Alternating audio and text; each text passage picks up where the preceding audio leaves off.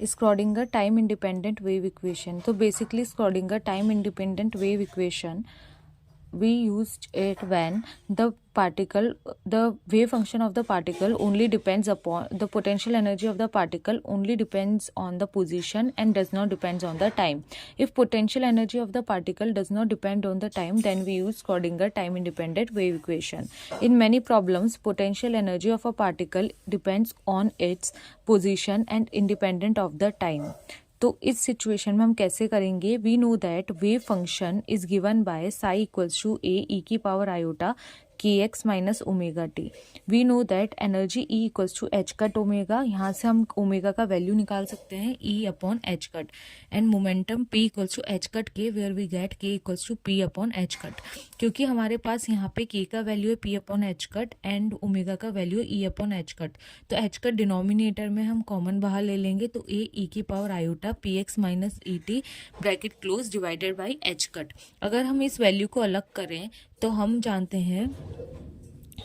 हैं कि ई की पावर, जैसे हम देखें तो हमें पता है कि हम इसको कैसे लिख सकते हैं कि यहाँ पे जो हमारे पास है A psi equals to A E की power iota P X upon H cut into E की पावर माइनस आयोटा ई टी अपॉन एच कट.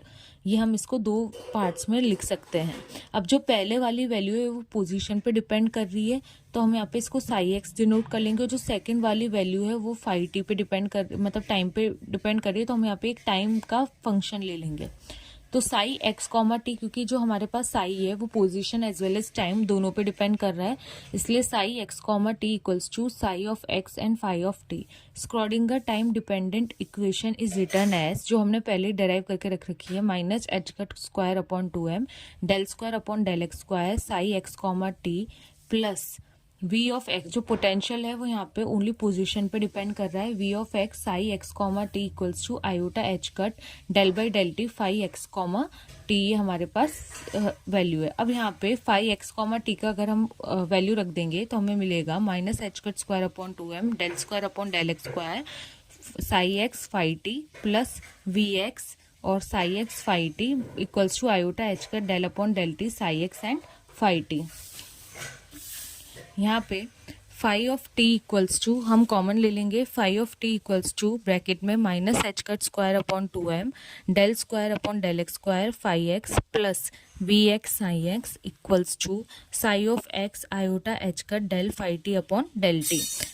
अब ये जो हमारे पास वैल्यू है ब्रैकेट के अंदर वो only depends on the position. तो हम क्या करेंगे, साई एक्स को डिनोमिनेटर में ले आएंगे और फाई टी को इस साइड ले आएंगे. तो ये मिलेगा 1 अपॉन साई एक्स ब्रैकेट में minus H cut square upon 2m del square upon del x square phi of x plus we x psi x equals to 1 upon phi t iota H cut del phi t upon del t. Equation number 1. तो जो हमारा, हम एक चीज notice करेंगे कि जो LHS वाला पार्ट है वो किसका फंक्शन है, सिर्फ पोजीशन का फंक्शन है, वेयर एज जो RHS वाला पार्ट है वो ओनली टाइम डिपेंडेंट है. सो LHS is the function of position and RHS is the function of time. तो हम एक चीज देखेंगे कि हम इनको क्या कर सकते हैं, सेपरेटली सॉल्व कर सकते हैं. तो हम अगर RHS का वैल्यू लेंगे तो RHS equals to 1 upon phi iota H cut del phi by del t. So 1 upon phi iota H cut del by del t. और जो फाई का जो वैल्यू है जो हमने स्टार्टिंग में माना था, ये जो हमने स्टार्टिंग में लिखा था फाई ई की पावर माइनस आयोटा ई टी अपॉन एच कट, तो इस फाई का जब हम वैल्यू लिखेंगे ई की power minus iota E t by h cut, इसको टाइम के रिस्पेक्ट में डिफ्रेंशिएट करेंगे. तो 1 upon phi iota H cut into, अब ई की पावर का जो डिफ्रेंशिएशन होता है वो ई की पावर ही होता है, तो ई की पावर माइनस आयोटा ई टी अपॉन एच कट. अब डिफ्रेंशिएशन कर रहे हैं विद रिस्पेक्ट टू टाइम, तो टी के जो हमारे पास टी के जो आगे कोएफिशिएंट है वो क्या है, माइनस आयोटा ई अपॉन एच कट. यहाँ लिखेंगे माइनस आयोटा ई अपॉन एच कट. यहाँ से एच कट कैंसिल हो गया, आयोटा आयोटा आयोटा स्क्वायर बन गया, तो equals to minus iota square e upon phi into phi. Phi से फाई भी कैंसिल, आयोटा स्क्वायर का वैल्यू -1 होता है, तो यहाँ से हमको मिल जाएगी ई. यानी कि जो हमारे पास ये टर्म है 1 upon phi t iota H cut del phi t upon del t, इस पूरी टर्म का वैल्यू है ई. तो ये टर्म का वैल्यू निकालने के बाद हम लिख सकते हैं 1 अपॉन साई एक्स ब्रैकेट में minus H cut square upon 2m del square psi upon del x square plus we psi equals to energy E. अब ये जो ई वाला टर्म है ये इंडिपेंडेंट है टाइम की, क्योंकि जो हमारे पास टाइम पे डिपेंडेंट था उसको हमने चेंज कर दिया, तो हमारे पास क्या वैल्यू आ गया ई का. तो अब अगर हम इस अब हम क्या करते हैं कि ये जो साई एक्सिस को हम इस तरफ ले जाते हैं, तो minus H cut square upon 2m del D square psi upon D x square plus we psi equals to E Sai.